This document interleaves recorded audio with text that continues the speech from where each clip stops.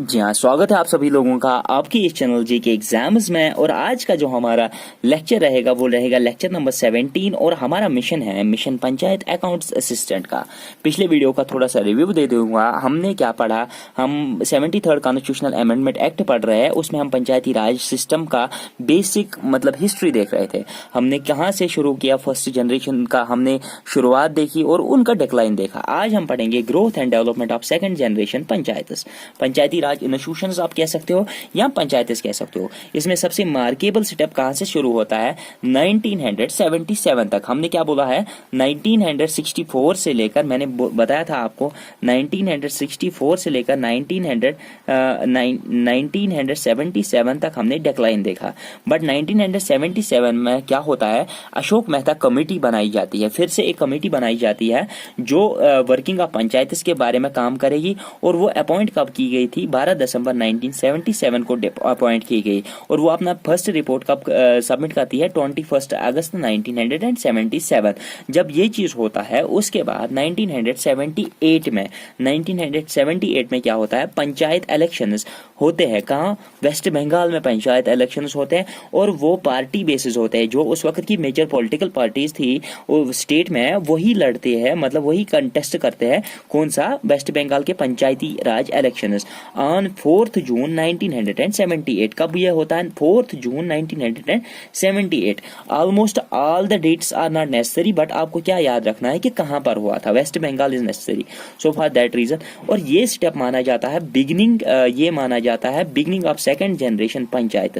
तो ये चीज माना जाता है सेकंड जनरेशन की जो पंचायत शुरू हो गई after the China war and after the Pakistan war, ये बिगिनिंग मानी जाती है पंचायत की, मतलब सेकंड जनरेशन पंचायत की।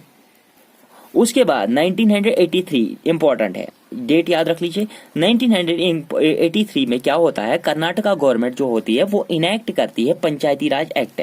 मतलब वो पूरी तरीके से पंचायती राज एक्ट को बना देती है अपने संविधान में पूरी तरीके से।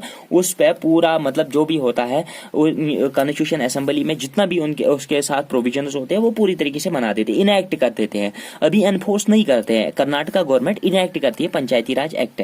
अब क्या होता है, 1984 में हनुमंता राव कमेटी बनाई जाती है। ठीक है, अब ये 83 में उन्होंने एक्ट तो बना दिया, पूरी तरीके से इनेक्ट कर दिया, बट 84 में हनुमंता राव कमेटी बनाई जाती है, appointed by planning commission. Important है, प्लानिंग कमीशन इसको अपॉइंट कर देती है। तो पूरी तरीके से जब प्लानिंग कमीशन इसको अपॉइंट कर देती है, किसको, हनुमंता राव कमेटी को, और ये क्या करती है, ऑन डिस्ट्रिक्ट लेवल प्लानिंग, ये काम करती है डिस्ट्रिक्ट लेवल पे जो भी प्लानिंग होती है उसके लिए काम करती है। और ये अपना रिपोर्ट मई 1984 में सबमिट कर देता है।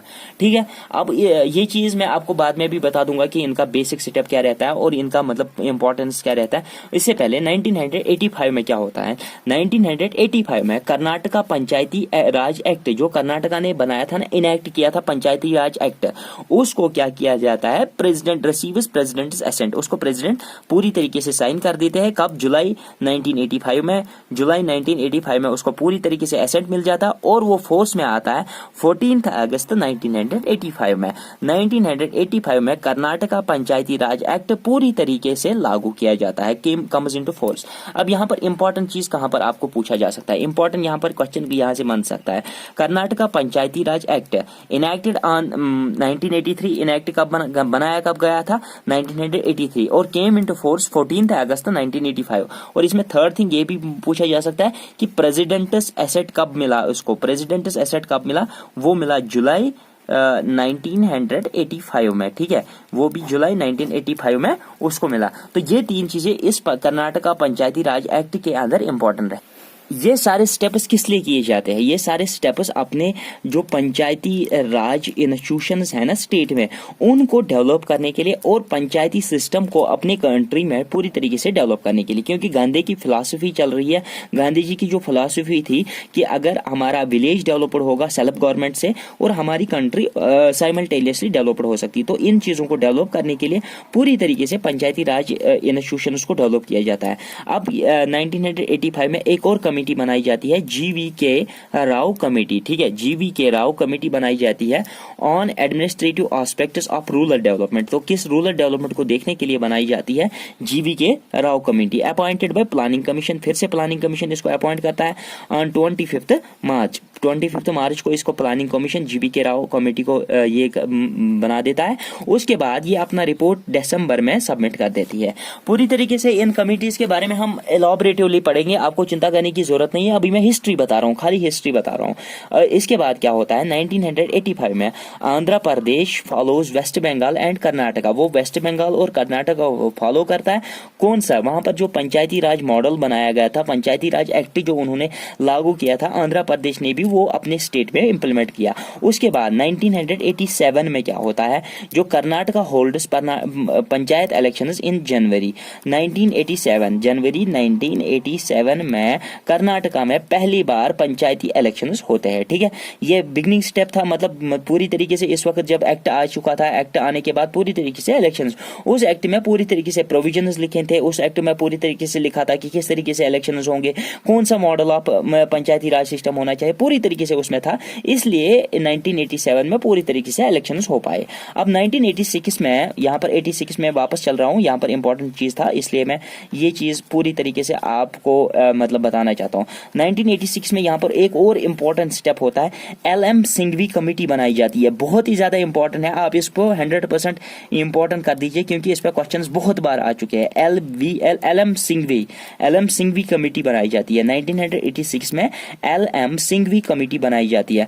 वो क्या करती है, वो रिकमेंड करती है कॉन्स्टिट्यूशनल स्टेटस फॉर पंचायत। वो बोलती है कि हमारे जो कॉन्स्टिट्यूशन है उसमें क्लियरली लिखा हुआ होना चाहिए कि हमारे पंचायत किस तरीके से होनी चाहिए, किस तरीके से पूरी कंट्री के लिए होने चाहिए, एक कॉन्स्टिट्यूशनल स्टेटस मिलना चाहिए। जैसे कि हमारे फंडामेंटल राइट्स को कॉन्स्टिट्यूशनल स्टेटस है, हमारे डायरेक्टिव प्रिंसिपल्स को कॉन्स्टिट्यूशनल स्टेटस है, उसी तरीके से हमारे पंचायत को कॉन्स्टिट्यूशनल स्टेटस मिलना चाहिए। तो ये ऐसा बहुत बार पूछा जाता है कि which one of the following committee suggested और recommended the constitutional status for the panchayat. तो उसका नाम आता है LM सिंघवी कमेटी, और वो कब किया था उन्होंने 1986 में। मोस्ट इंपॉर्टेंट पॉइंट है, इस चीज को रिमेंबर कर दीजिए।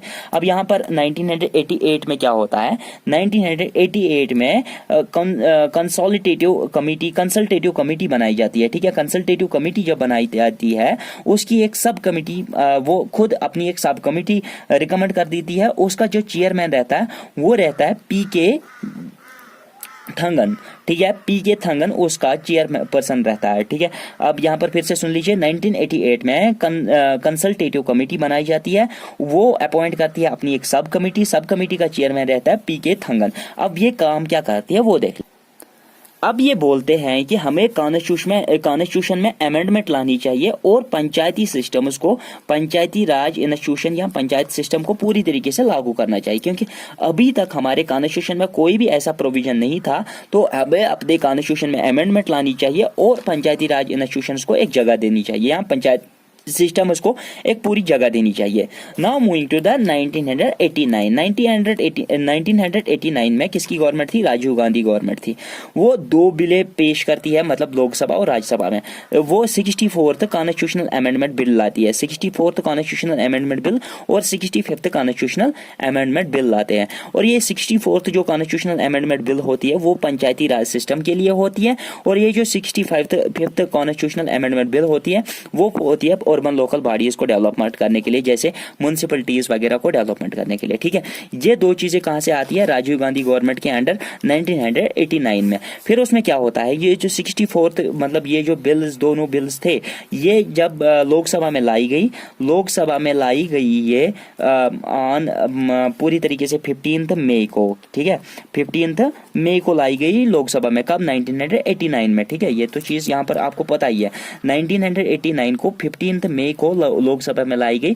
बट लोकसभा में तो ये चीजें पास हो गई क्योंकि उनकी मेजॉरिटी थी उस वक्त, राजीव गांधी की बहुत ही ज्यादा मेजॉरिटी। बट राज्यसभा में अगर देखा जाए तो इनको पास नहीं किया गया।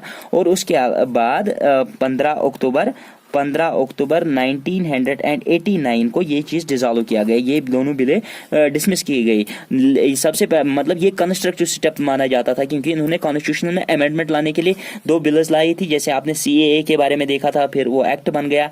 या पूरी तरीके से कोई भी चीज़ आपने देखा होगा, जैसे Jammu and Kashmir reorganisation bill को लाया गया, पहले लोकसभा में फिर राज्यसभा में पास करवा दिया गया, और उसके बाद प्रेसिडेंट एसेट मिला और उसको पूरी तरीके से लागू किया गया जम्मू एंड कश्मीर पे, जिससे जम्मू एंड कश्मीर स्टेट मतलब डिफरेंट यूनियन टेरिटरीज में डिवाइड किया गया। और उसके बारे में अगर आपको पूरी तरीके से इंफॉर्मेशन चाहिए Jammu and Kashmir reorganisation act के, या उसके लिए हमने वीडियो डाला है, आप आई बटन पे ऊपर वो देख सकते हो, वहां पर क्लिक करके वो पूरा वीडियो देख सकते हो।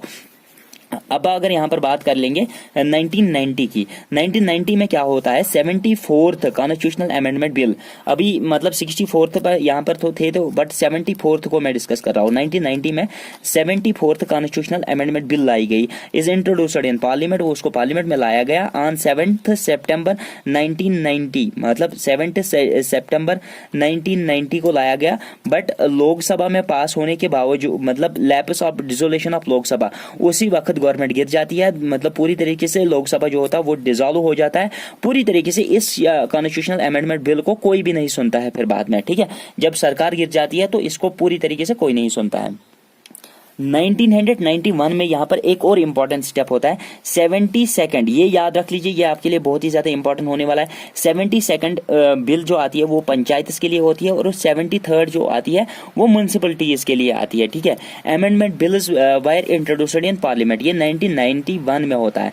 ये 72nd किसके लिए थी, पंचायत के लिए, 73rd किसके लिए थी, म्यूनसिपलिटीज के लिए, अर्बन लोकल बॉडीज के लिए, ठीक है। Amendment bills wire introduced in parliament. फिर उसके बाद 1992 में क्या होता है, Lok Sabha passes both the bills on 22 दिसंबर 1992। तो लोकसभा कब इनको पास कर देता है, 22 दिसंबर 1992 को पूरी तरीके से पास कर देता है। उसके बाद राज्यसभा पासिस देम ऑन 23 दिसंबर 1992। उसके बाद लोकसभा में भी पास हो जाते हैं और राज्यसभा में भी पास हो जाते हैं। नाउ मूविंग टू द 1993, ये चीज आपके लिए बहुत ही ज्यादा इंपॉर्टेंट होने वाला है।